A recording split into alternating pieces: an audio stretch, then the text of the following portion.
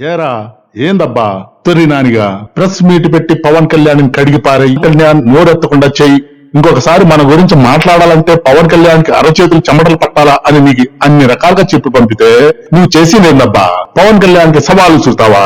Challenge చేస్తావా?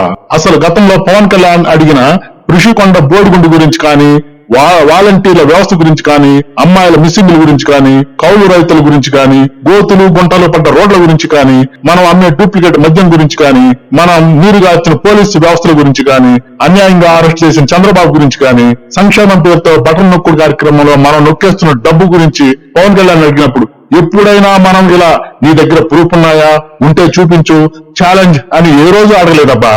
అలాంటిది మరి నువ్వేంట్రా జూబ్లీ చెక్ పోస్ట్ రెస్టారెంట్లలో రాచలేలని పవన్ కళ్యాణ్ అనంగానే తొర్రి మొక్కటేసుకుని, పవన్ కళ్యాణ్ నువ్వు మగాడు అయితే దమ్ముంటే ఆ జూబ్లీ చెక్ పోస్ట్ జాబిలమ్మ గొడవేంటో చెప్పు, రెస్టారెంట్లలో రంగనాయకమ్మ ఎవరో చెప్పు, అంతేగాని బ్లాక్ మెయిల్ చేయొద్దు, నీ దగ్గర సాక్ష్యాలు ప్రపంచానికి చూపించు అంటూ పవన్ కళ్యాణ్ రచ్చగొడతావేంటబ్బా తొర్రి సన్నాసి.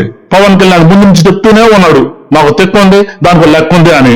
మనకు తెలిసే గుర్తులేని గుడిసేడు పనులు ఎన్ని చేస్తుమే, తెలియకుండా ఏ చెక్ పోస్ట్ దగ్గర ఏ చందల పనులు చేస్తుమో అవన్నీ ఇప్పుడు అవసరమా నానిగా?